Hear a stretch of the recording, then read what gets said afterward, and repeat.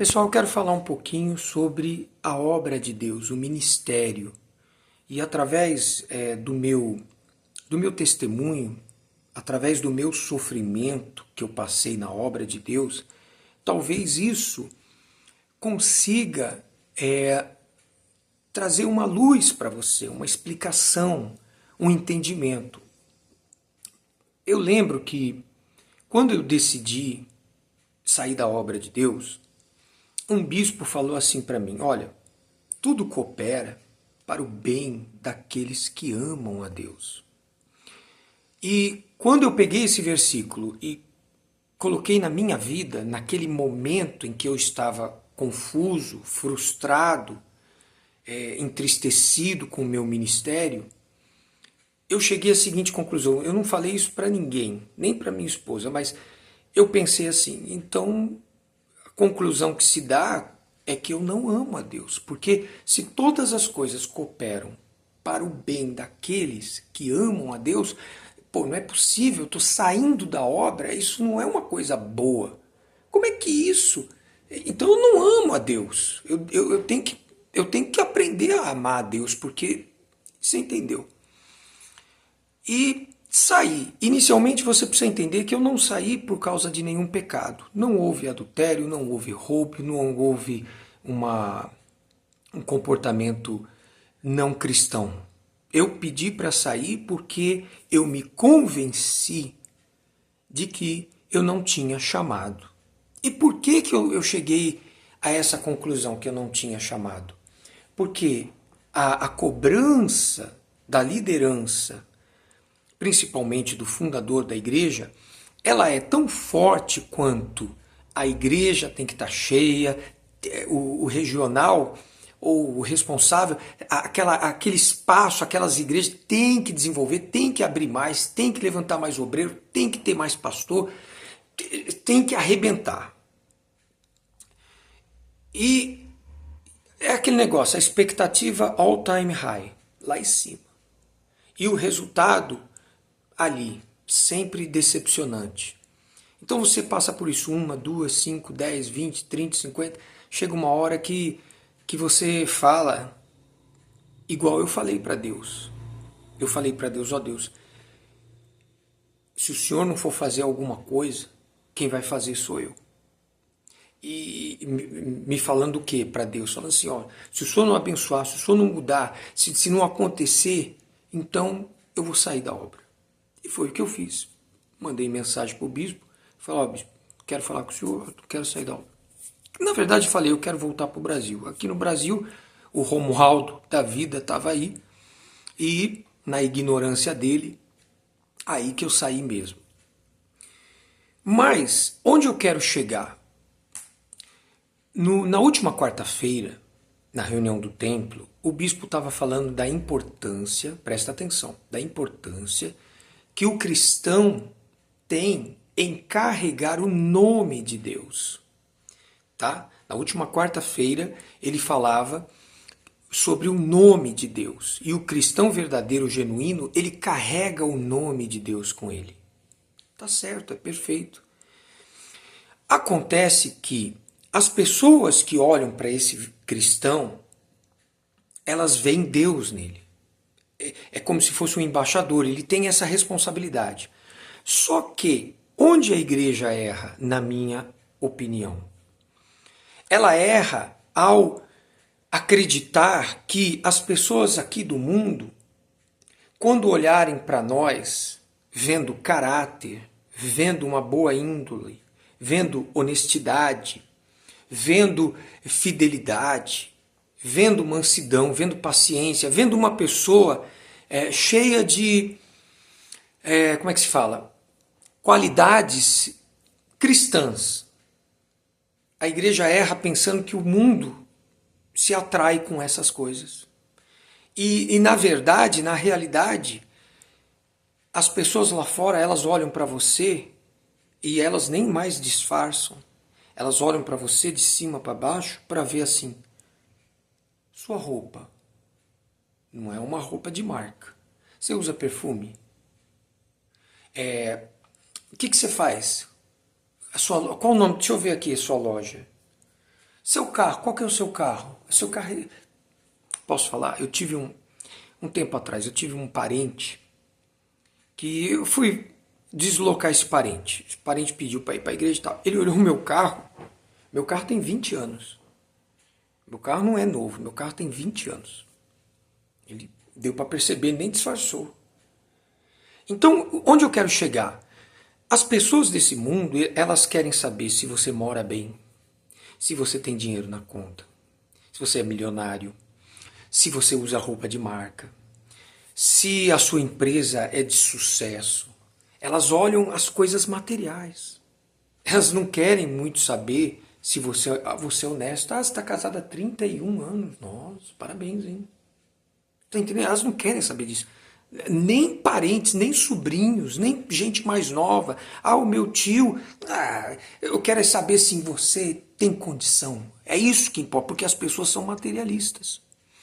Então a igreja, ela se ilude pensando que uma pessoa com bom caráter e boníssima, excedendo em ótimas qualidades, vai atrair. Eu te digo, se tiver 100 pessoas, eu te digo que 90, perdoe meu francês, estão cagando e andando se ela é uma pessoa boníssima. Apenas algumas vão considerar, olha, a pessoa é de Deus, né? A pessoa é diferente.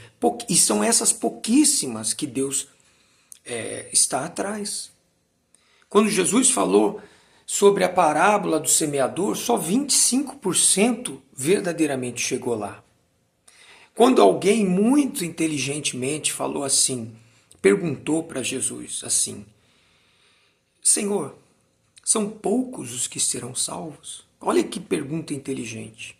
Jesus falou, a porta é estreita. Quer dizer, são poucos.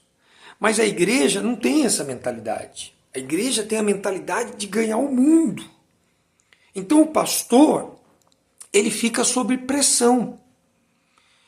Ele fica sob pressão de, eu quero minha igreja cheia, eu quero abrir mais uma reunião na minha igreja, porque a outra reunião já está cheia, eu quero levantar obreiro, eu quero levantar jovens pastores que no futuro vão ser pastores, tudo isso.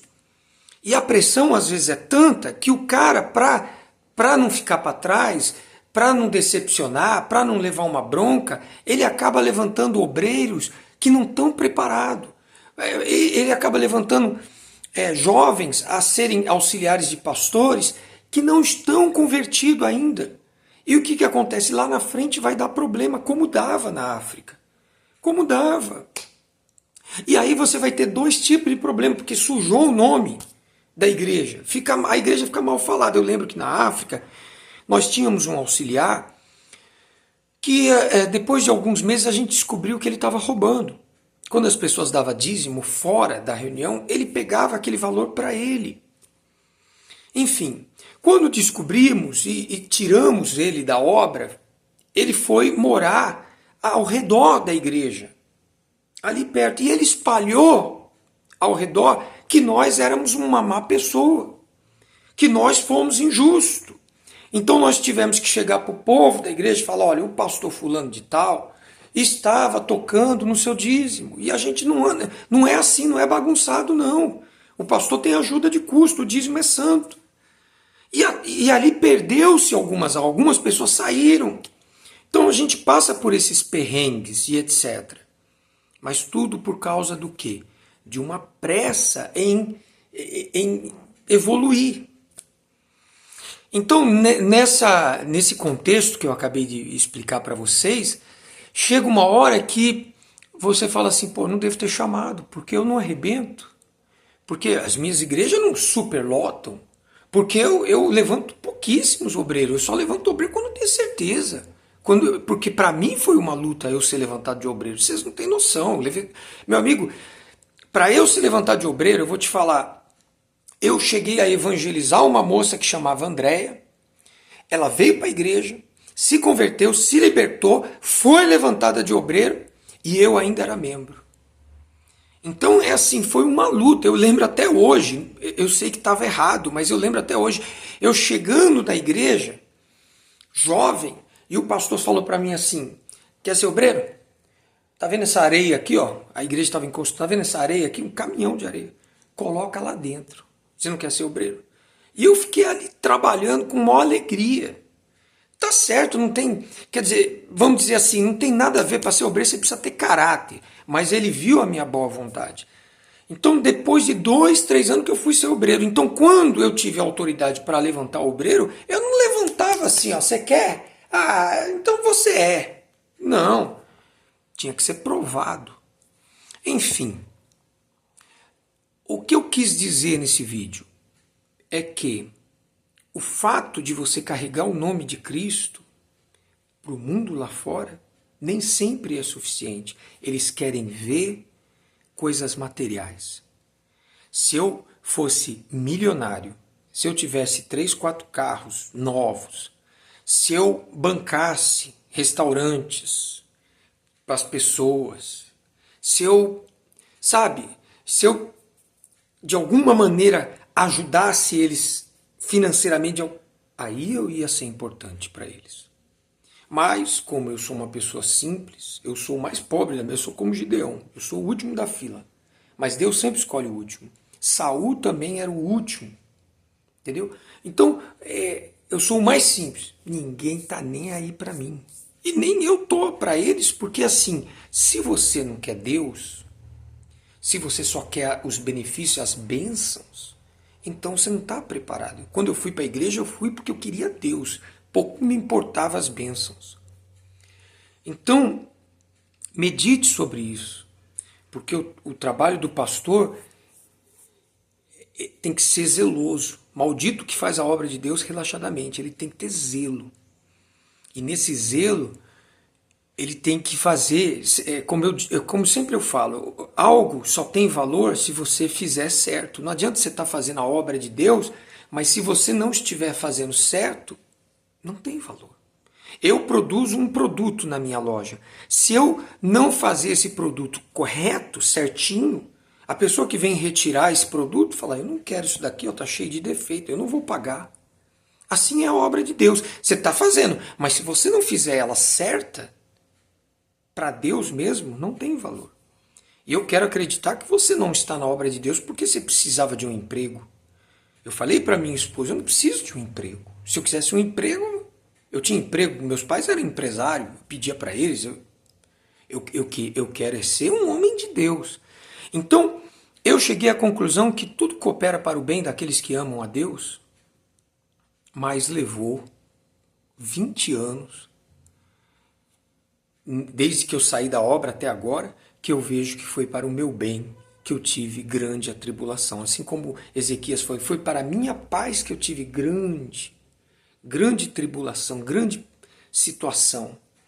No final, a gente consegue enxergar. Medite sobre tudo que eu falei, Deus te abençoe. Não quero desanimar ninguém, mas é necessário, como se fosse um botão, você equilibrar as coisas, porque a Bíblia diz que aquele que é muito justo, estou tentando lembrar o versículo, né? Se autodestrói, né? Não seja demasiadamente justo, porque se autodestruiria. Então eu acabei saindo do ministério, da obra de Deus, por quê? Porque eu fui muito rígido comigo mesmo, chegando à conclusão que eu não tinha chamado. E hoje eu sei que graças a Deus eu tenho. E eu gravo esses vídeos para ajudar alguém, para salvar alguém, para dar uma direção para alguém, porque eu não quero chegar diante de Deus com as mãos vazias. Um abraço.